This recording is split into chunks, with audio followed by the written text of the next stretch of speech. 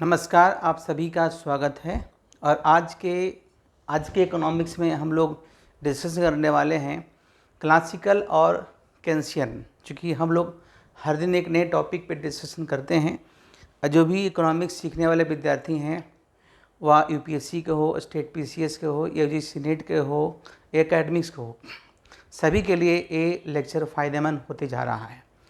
Basically जैसा कि आप नाम सुनते हैं क्लासिकल, तो हमेशा लोग सुनते हैं क्लासिकल के बारे में। पहले भी मैं वीडियो बनाया था। लोग सोचते हैं क्लासिकल का मतलब पुराना। बेसिकली क्लासिकल इकोनॉमिक्स और केंसियन इकोनॉमिक्स दो एक महत्वपूर्ण शब्द है जो हमेशा इकोनॉमिक्स के विद्यार्थी पढ़ते हैं। तो क्लासिकल इकोनॉमिक्स का जो विचारधारा है, जैसा कि आपको मैंने पहले बताया था कि क्लासिकल इकोनॉमिक्स के जो फाउंडर हैं वो एडम स्मिथ को माना जाता है। उसके बाद रिकार्डो आए, माल्थस आए और कार्ल मार्क्स आए, जे.एस. मिल आए। जे.एस. मिल सबसे लास्ट हैं जो क्लासिकल माने जाते हैं। लेकिन आपको बता दें, जैसे देखिए, चलिए मैं आपको बताता हूँ। ये सारे व्यक्ति ये क्लासिकल इकोनॉमिक्स हैं।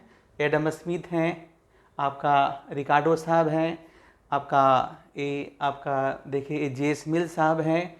उसके बाद जे.बी. से हैं, देखिए जे.बी. से हैं, ये डेविड रिकार्डो हैं, माल्थस हैं और बहुत सारे व्यक्ति हैं। सभी का नाम यहाँ पर रखना संभव नहीं था। ये 5 इकोनॉमिक्स थे, 1 2 3 4 5। याद रखिएगा, ये जो क्लासिकल इकोनॉमिक्स के हैं ये फाउंडर कहे जाते हैं। जैसा कि पिछले क्लास में मैंने बताया था लेक्चर्स में कि जो एडम स्मिथ को हम लोग फादर ऑफ इकोनॉमिक्स क्यों कहते हैं, क्योंकि एडम स्मिथ जो वेल्थ ऑफ नेशन पुस्तक लिखे हैं, वेल्थ ऑफ नेशन, जिसका पूरा नाम है an inquiry into the nature and causes of wealth of nations, के एडिटर माने जाते हैं, not author, organiser, not originator. मैंने इस तरह का शब्द यूज किया था। तो बेसिकली इनके पहले भी इकोनॉमिक्स था, ऐसा नहीं है, लेकिन इकोनॉमिक्स एक सेपरेट डिसिप्लिन के रूप में जो विकास किया गया, उसका श्रेय इनको जाता है।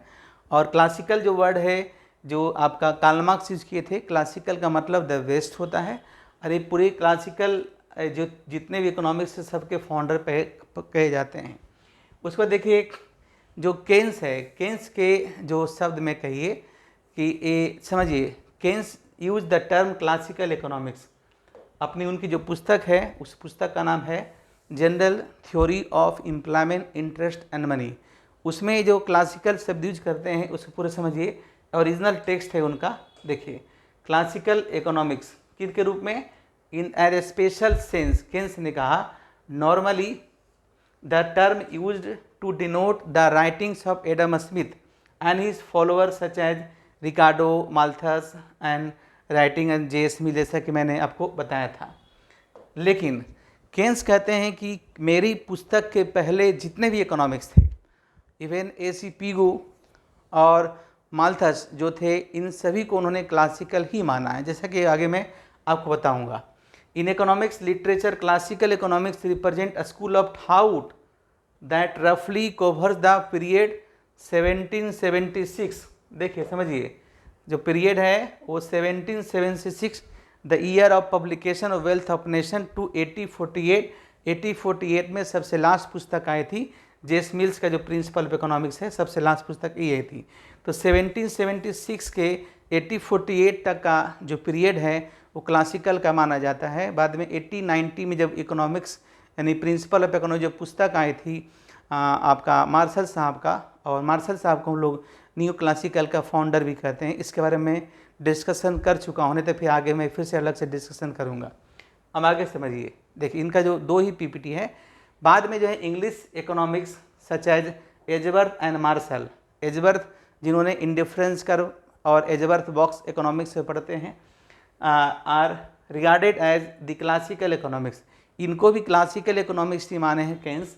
However in general theory, Keynes use the term classical economic to refer all the writers who preceded, जो इनके पहले थे, him, even as A C. Pigou who was the Keynes teacher, जो केन्स के टीचर थे। ए.सी. पीगू जो हैं Keynes के टीचर हैं। केन्स भी आपका ब्रिटिश से ब्रिटेन से बिलोंग करते थे, और ए.सी. पीगू ब्रिटिश से बिलोंग करते थे। इवन आपका मार्शल भी वहीं से बिलोंग करते थे। क्लियर है? Teacher and contemporary were refer to as classical economics. Keynes के जो टीचर रहे हैं ए.सी. पीगू साहब, उनको भी क्लासिकल इकोनॉमिक्स ही उन्होंने माना है। बेसिकली जो classical believe in long run development और जो केन्स बिलीव करते थे शॉर्ट रन में बिलीव करते थे। क्लासिकल का जैसा कि मानना था कि अनएम्प्लॉयमेंट कोई समस्या नहीं है, अगर अर्थव्यवस्था में अनएम्प्लॉयमेंट है तो शॉर्ट रन फिनोमेना है और लॉन्ग रन में ऑटोमेटिकली ठीक हो जाएगा। लेकिन केन्स कहते हैं कि in the long run everything is dead. Long run में किसने देखा है? और उन्होंने जैसे कि जो आपका में कहते हैं कि जो क्लासिकल कहते थे कि हमारा जो अगर अनएम्प्लॉयमेंट होता है अर्थव्यवस्था में समस्या तो वेज कट कर देंगे, तो उससे क्या होगा, कुछ लोग घर पे बैठ जाएंगे कुछ समय के लिए, बाद में ठीक हो जाएंगे। लेकिन ये आपका बात इस बात से सहमत नहीं थे। कौन सहमत नहीं थे? केन्स थे। केन्स का मानना था कि अर्थव्यवस्था में जो रिसेशन आता है वो एग्रीगेट डिमांड में कमने के कारण आता है, और क्लासिकल कहते हैं एग्रीगेट डिमांड कमता है और लॉन्ग रन में ऑटोमेटिकली करेक्ट हो जाता है, यानी कि सेल्फ रेगुलेशन की बात करते हैं। देखिए, एक दो व्यक्ति हैं, Keynes theory, aggregate demand derives economic growth, unemployment government intervention in the economy. लेकिन जो क्लासिकल है वो गवर्नमेंट इंटरवेंशन की बात नहीं करते हैं।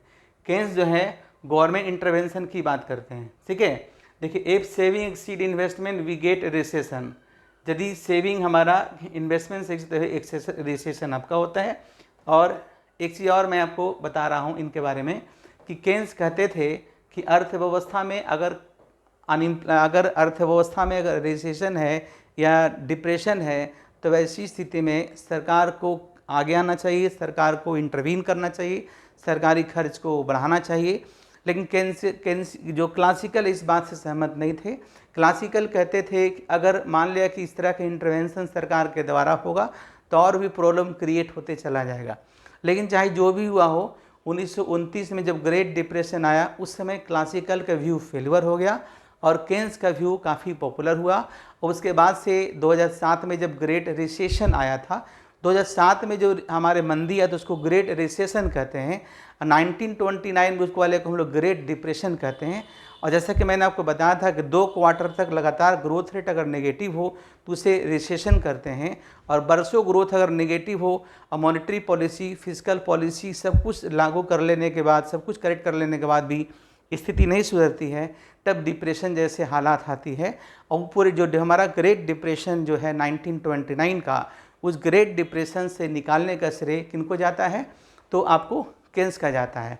तो इस तरीके से आज हमने सीखा, आज के इकोनॉमिक्स में मैंने सीखा कि जो क्लासिकल है वो लॉन्ग रन में बिलीव करते थे, केन्स जो है शॉर्ट रन में बिलीव करते थे। क्लासिकल कहते थे कि सरकार का हस्तक्षेप नहीं होना चाहिए, केन्स कहते थे सरकार का हस्तक्षेप होना चाहिए। क्लासिकल कहते थे कि सरकार का हस्तक्षेप सिर्फ डिफेंस में होना चाहिए, लेकिन केन्स का कहते थे कि मार्केट में होना चाहिए, प्रोडक्शन एक्टिविटी में होना चाहिए, इकोनॉमिक एक्टिविटी होना चाहिए। अगर इन्फ्लेशन है तो सरकार को आगे आना चाहिए। क्लासिकल कहते हैं कि ऐसा कोई समस्या होता ही नहीं है, समस्या होगा तो ऑटोमेटिकली ठीक हो जाएगा, सेल्फ एडजस्टमेंट, सेल्फ करेक्शन की बात करती है। लेकिन इसके पक्ष में केन्स नहीं थे। आई थिंक आज का आपका लेक्चर समझ में आया होगा। इस वीडियो को शेयर करें और हमेशा हमसे जुड़े रहें। हर दिन हम आज के इकोनॉमिक्स में एक नया टर्म आप सभी के लिए लाते हैं। धन्यवाद।